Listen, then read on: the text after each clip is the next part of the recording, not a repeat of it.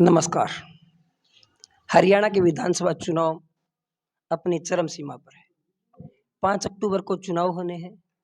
आज जब हम ये वीडियो रिकॉर्ड कर रहे हैं तो 30 सितंबर है। मात्र प्रचार में 3 दिन बचे हैं। हर नेता ने अपनी पार्टी के पक्ष में चुनाव प्रचार के लिए, अपने लिए मत मांगने के लिए पूरी जी और जान झोंक रखा है। इसी कड़ी में किसी भी प्रचारक के पास आज समय नहीं है, किसी भी उम्मीदवार के पास समय नहीं है। लेकिन हमारे साथ जो आज शख्सियत जुड़े हैं, जो उम्मीदवार जुड़े हैं, वो किसी भी प्रकार से, मैं आपको बताऊं कि राजनीतिक परिवार से नहीं आते हैं, लेकिन सिरसा के अंदर उनका एक जन सैलाब उनके पीछे उमड़ पड़ा है। एक ऐसा व्यक्ति जो कभी राजनीति की सीढ़ी चढ़ने की सोचता भी नहीं था, गांव में किसानी करता था, मजदूरी करता था, लेकिन आज विधानसभा तक पहुंचने की पूरी पूरी कगार में है। वो आदमी है पवन शेरपुरा। एक ग्रामीण इलाके से आता है जहां अन्य पार्टियां अपने शहरी वोटरों को लुभाने के लिए शहरी उम्मीदवार दे रहे हैं। वहीं इस बार दुष्यंत चौटाला की पार्टी, जो ज़्यादा पुरानी नहीं है, मात्र 7 एक साल पुरानी पार्टी है, जेजेपी जिसका नाम है, देवीलाल के परिवार से आती है।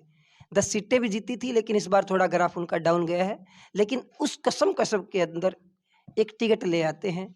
वो व्यक्ति है पवन शेरपुरा। आपको फिर से मैं बार बार नाम बता रहा हूँ, पवन शेरपुरा। तो पवन शेरपुरा हमारे साथ जुड़े हैं, जानेंगे उनसे कि माहौल कैसा है, लोगों का प्यार कैसा आपको मिल रहा है और जीत को लेकर कितने आश्वस्त हैं। तो चलो चलते हैं पवन शेरपुरा की ओर। पवन जी, स्वागत है आपका। राम राम। आप आए, आपका भी स्वागत, धन्यवाद। पवन जी, लोगों का कैसा प्यार मिल रहा है, कैसा जन समर्थन मिल रहा है आपको?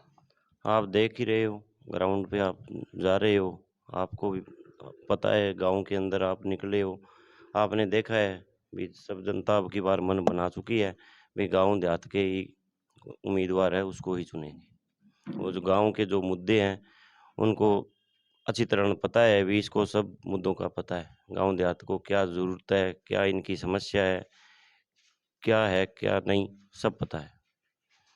जी, बिल्कुल मैं आपकी बात से सहमत हूँ कि शायद मन बना चुकी है, ये आपका कहना है। लेकिन ठीक है, आप ग्रामीण उम्मीदवार आते हैं। जैसा मैंने आपको पहले भी बताया था कि जो अन्य पार्टियाँ हैं, उन्होंने शहरी उम्मीदवार उतारे हैं।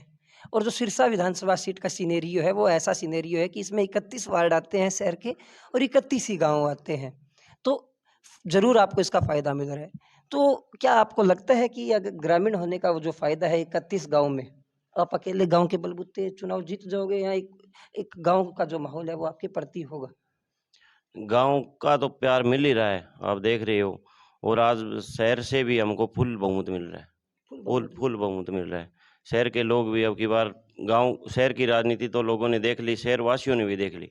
जैसे मैं आज शहर में घूम रहा था और घर-घर जा रहा था, तो वहाँ समस्या ये है अभी, इन्होंने हमसे वादा करा है कांडा बंधुओं ने भी, ये 2 लाख बोले, मेरे 2 लाख रुपए दिलवा दो, मेरे 5 लाख। मैंने तो ये बोला भई आप चलो मेरे साथ, मैं तो दरी बिछा के बैठ जाऊँगा और आपका जो भी है मुद्दा मैं उनके पास रखूँगा। तो पीछे के इन्होंने झूठा लुभावने वादे कर के लोगों को परेशान कर रखा है इन्होंने। अब की बार इनके चुंगल में कोई भी शहरवासी नहीं फँसेगा। जी, आपका कोई राजनीतिक परिवार नहीं है। आप गाँव से निकलते हैं। इन महल वालों को एक झोंपड़ी वाला जो टक्कर कैसे दे पाएगा? आपके पास तो इतने ज़्यादा गाड़ी-घोड़े नहीं है। मैं देख रहा था चुनाव प्रचार में, आपका ग्राउंड रिपोर्ट में मैं जान रहा था कि आप ढानियाँ-ढानियाँ हो रखे हैं। आप गाँव-गाँव पैदल घूम रहे हैं। आपके पास 1-2 छोटी गाड़ियाँ हैं। उनकी जो बड़ी-बड़ी गाड़ियाँ हैं, उनको टक्कर कैसे दे पाओगे? उनके पास ज़्यादा संसाधन है। आप भी जा रहे हो ग्राउंड पे, आप देख रहे हो ग्रामीणों ने अब की बार मन बना रखा है, देहात के लोगों ने यही मन बना चुके हैं अभी, अब की बार देहात के बंदे को मौका देंगे और देने भी लग रहे हैं। मैं तो आपको बोल भी रहा हूँ, भी शहर के लोग भी अब की बार हमारे साथ हैं। मतलब कि राजनीतिक परिवार होना अब आपकी वो विधानसभा सीट पर ज़रूरी नहीं है। वो कोई मुद्दा ही नहीं रहा। राजनीतिक परिवार अब की बार ये देख रहे हैं, अभी हमारे बीच में कौन बंदा रहेगा गाँव देहात का। मैं पहले भी कह चुका हूँ, भी गाँव देहात का मेरे को ही बेनिफिट मिल रहा है, अभी इनको पता है अभी इनके मुद्दे क्या है। शहरवासी यहाँ से कोई गोवा चला जाता है, कोई चंडीगढ़ यूनिवर्सिटी में चला जाता है, अभी राजनीति शुरू करनी है तो ये पहले ही ये चीज़ अपने आप जो ग्राउंड तय करके आते बिल्कुल हैं। जी, बिल्कुल, इसमें कोई दो राय नहीं है। आप मैं गाँव में घूम रहा था तो बता रहे थे कि विधायक साहब गोवा चले जाते हैं, जो खिलाफत में चुनाव लड़ रहे हैं वो तो चंडीगढ़ में जाकर छात्र राजनीति कर लेते हैं। एक छात्र राजनीति करने वाला राजनीति में फिलहाल फिट बैठने के योग्य नहीं है।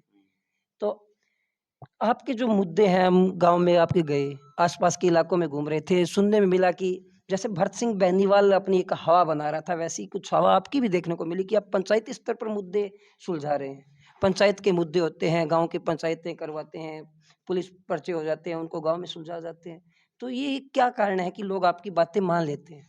हमारा यही प्रयास है। गाँव में पंचायती स्तर पर मुद्दे जो जो कोर्ट है, कचहरी है, इनसे लोग परेशान रहते हैं। वे गाँव स्तर पर ही पंचायत करके मुद्दे को निपटारा किया जाए।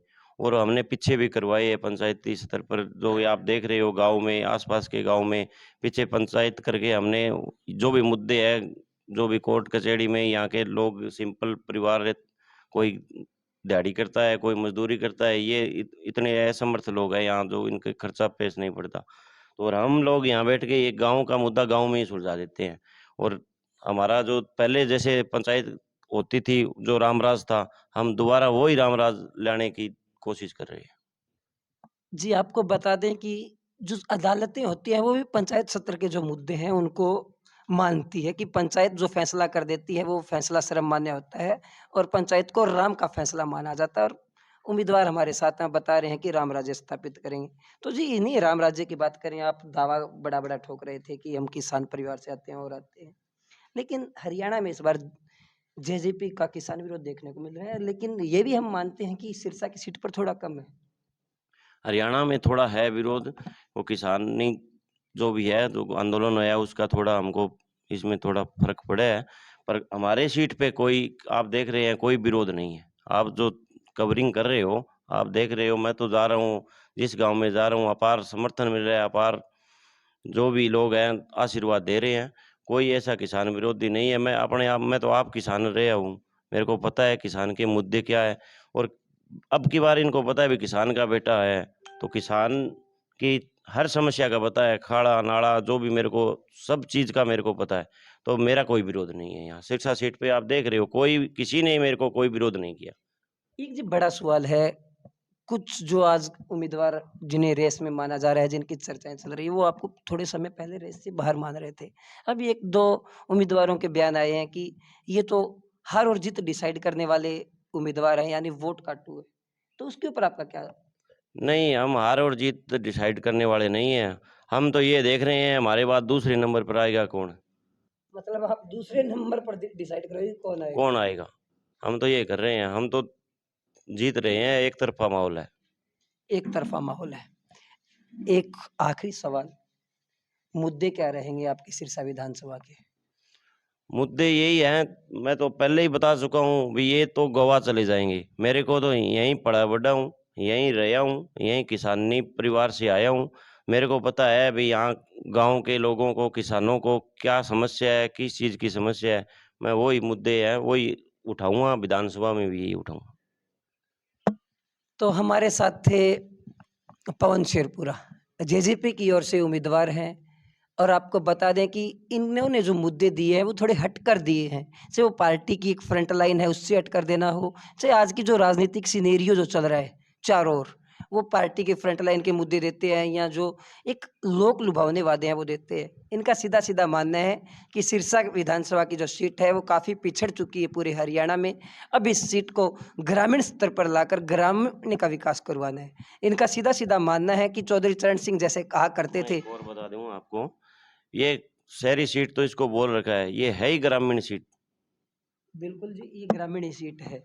जैसे मैं आपको बता रहा था कि ये ग्रामीण सीट है और उसी तरह इनका सीधा-सीधा कहना है कि चौधरी चरण सिंह जिस प्रकार से कहा करते थे कि देश की खुशहाली और तरक्की के रास्ते गाँव के खेत और खलिहानों की पगडंडी से होकर निकलता है, तो उसी प्रकार से पवन जो शेरपुर है, वो इस बार गाँव के खेत और खलिहानों की ओर बढ़ रहे हैं और चाहे पार्टी के फ्रंट लाइन के मुद्दे कुछ भी हो, उनका सीधा मानना है कि अब जो मुद्दे होंगे वो ग्रामीण होंगे। शहर का विकास बहुत हो लिया, अब गाँव की तरफ रुख करना होगा। अब देखना होगा कि 5 तारीख को बटन किसका दबता है और वो ताला 8 तारीख को जब खुलेगा, तो किसकी किस्मत चमकती है। ज़्यादा दूर नहीं है चुनाव, मात्र 4-5 दिन का समय बचा है।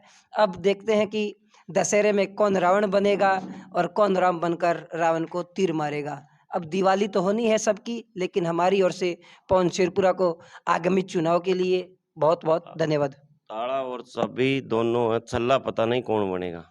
दोनों हम ही करेंगे। ताला और चाबी आप। आपकी हमारी है। और इसमें छल्ला बनेगा बनेगा कौन है ये मेरे को पता नहीं। एक और बड़ी बात बोली है, नेता का यही होता है कि कई बार बातें ध्यान में आ जाती है कि हमारी पार्टी पहले भी किंग मेकर की भूमिका निभा चुकी है, लेकिन इस बार हम किंग मेकर की भूमिका में नहीं हैं, हम किंग बनने की भूमिका में हैं कि ताला भी हमारे पास है और चाबी भी हमारे पास है। बस उन दोनों को जोड़े रखने के लिए, पॉकेट में समाये रखने के लिए एक छल्ले की ज़रूरत होती है। तो वो छल्ला देखते हैं कि इस बार कौन बनेगा।